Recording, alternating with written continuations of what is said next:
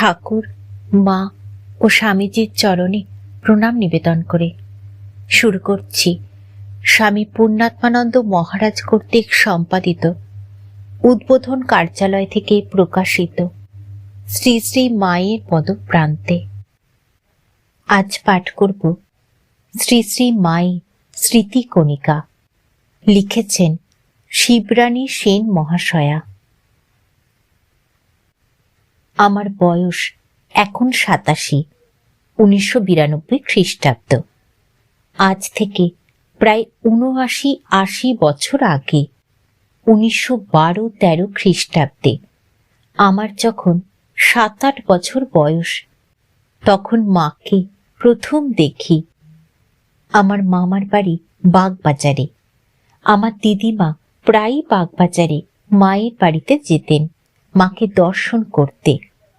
মামার বাড়ি এলে আমিও আমার দিদিমার সঙ্গে মায়ের বাড়ি যেতাম। তারপর শ্রী শ্রী মা যতদিন জীবিত ছিলেন মাঝে মাঝে বাগবাজারে তাকে দর্শন করে ধন্য হয়েছি। তখন বয়স অল্প, মায়ের মহিমা কিছুই বুঝতাম না। শুধু মাকে দেখলে, তার কথা শুনলে প্রাণটা জুড়িয়ে যেত।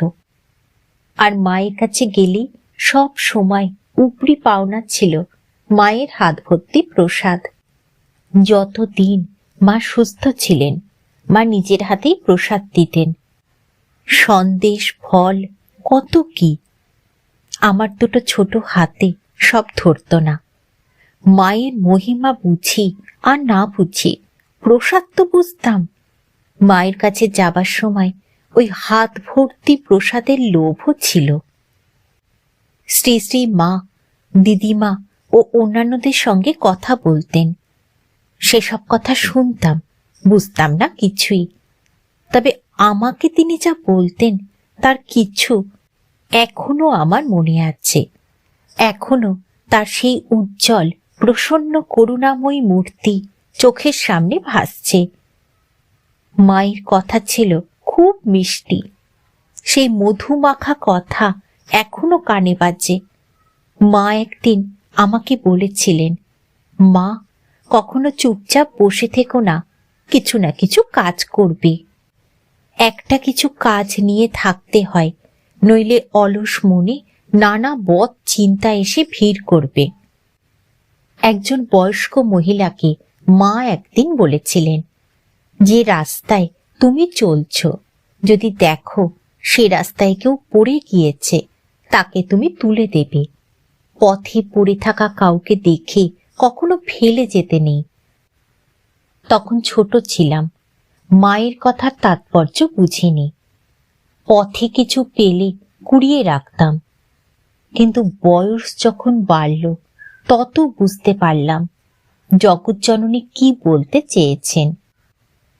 তার জীবন কথা পড়ে বুঝেছি যে তিনি পথে পড়ে থাকা জিনিসগুলোতে বলেননি। তিনি বলেছেন, আমাদের প্রতিবেশী হোক, চেনা অচেনা হোক, কেউ যদি চলার পথে পড়ে যায়, তাকে বা তাদেরকে যেন আমরা হাত ধরে ঠিক পথে নিয়ে যাই। কারণ সকলের পথ তো একটাই, ভগবানের দিকে। আমি শুধু সেই পথে একা হাঁটব তা কেন হবে? আমি অন্যদেরও, যারা পথভ্রষ্ট, তাদেরও আমার সাধ্যমতো টেনে তোলার চেষ্টা করব। এই আদর্শ তো মা তার নিজের জীবন দিয়েই দেখিয়ে গেলেন। পথে পড়ে থাকা কত পাপী তাপী আর্ত নরনারীকে 2 হাতে পথ থেকে তুলে নিয়ে নিজের কোলে তিনি স্থান দিয়েছেন। ধন্য তারা, মায়ের সেই পথে কুড়োনো ছেলে মেয়ের দল। মা ছিলেন খুবই লজ্জাশীলা। ছেলেদের বয়স 15-16 বছর হয়ে গেলেই মায়ের কাছে সে হয়ে যেত পুরুষ মানুষ। পুরো মুখ ঢেকে মা তার সামনে ঘোমটা দিতেন। তিনি বলতেন, মেয়েদের লজ্জাই ভূষণ, আবরু ছাড়া মেয়েদের মানায় না। একদিন এক অল্প বয়সী সুন্দরী গৃহবধূকে তিনি বলছেন শুনলাম, সব সময় গায়ে ভালো করে কাপড় বা চাদর জড়িয়ে বাইরে বেরুবে, তাহলে মনে হবে ঠিক তোমার সঙ্গে কেউ আছে। একবার দিদিমা ও মামার বাড়ির আরো কয়েকজন মিলে মায়ের বাড়িতে গেছি। দুপুরে প্রসাদ পাবো। মায়ের সঙ্গে বসে প্রসাদ পেলাম। তখন দেখতাম মেয়েদের নিয়ে মা একটি ঘরে প্রসাদ পেতে বসতেন, ছেলেরা আরেকটি ঘরে প্রসাদ পেত। পেট ভরে প্রসাদ পেয়েছি সবাই। হাত মুখও ধোয়া হয়ে গেছে। দেখি খুব ব্যস্ত হয়ে মা একজনকে বলছেন আমাদের বাড়ির জন্য কিছু প্রসাদ পাত্রে করে দিতে।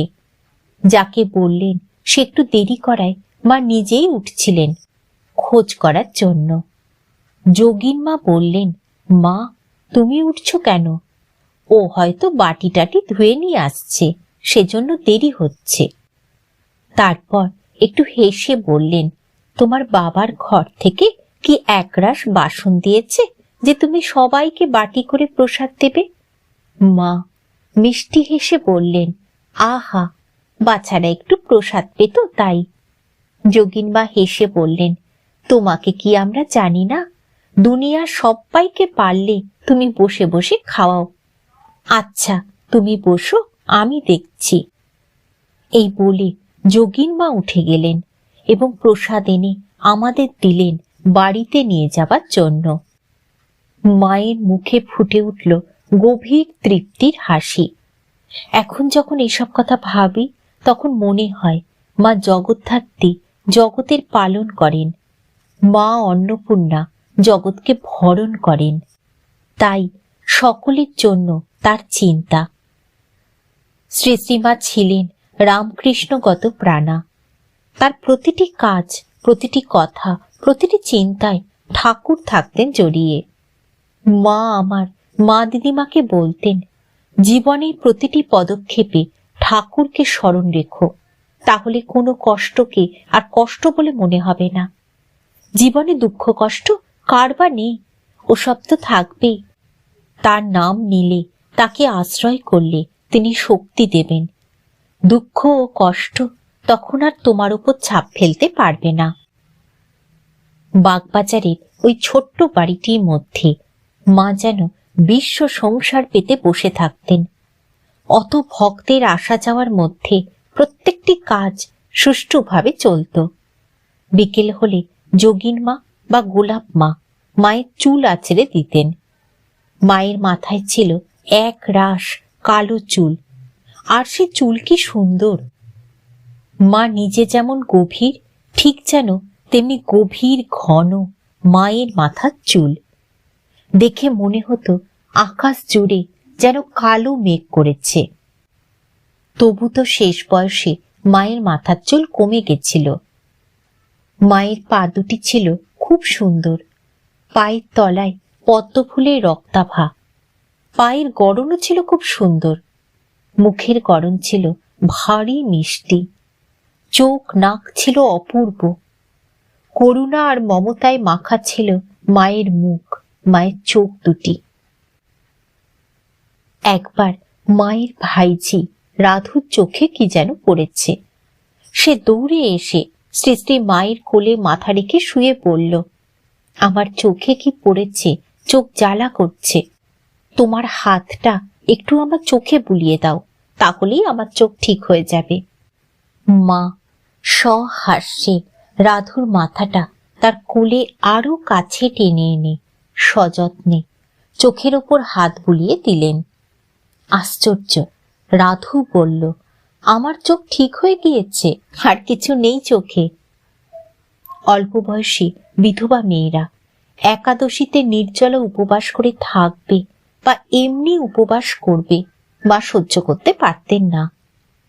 তারা মাথার চুল ছোট করে কাটবে, তাও মা চাইতেন না। বয়স্ক বিধবারাও একাদশীর দিন নিরম্ব উপবাস করুক, তাও মা চাইতেন না। মায়ের অনন্ত লীলার কতটুকুই বা বুঝি। যতটুকু দেখেছি তাও ঠিক মতো লেখা আমার মতো সাধারণ মানুষের পক্ষে সম্ভব নয়। তবু আমার সেই ছেলেবেলায় যা নিজের চোখে দেখেছি, যে কথাগুলো শুনেছি, তার মধ্যে সামান্য মাত্রই মনে রাখতে পেরেছি। আমার সেই দেখা আর শোনার কিছু মুহূর্ত মায়ের কৃপায় সকলের কাছে পৌঁছে দেবার বাসনায় উপস্থিত করলাম। ঠাকুর, মা ও স্বামীজির চরণে প্রণাম নিবেদন করে শেষ করছি আজকের পাঠ। শ্রীমতী শিবরানী সেন রচিত শ্রী শ্রী মায়ের স্মৃতি কণিকা।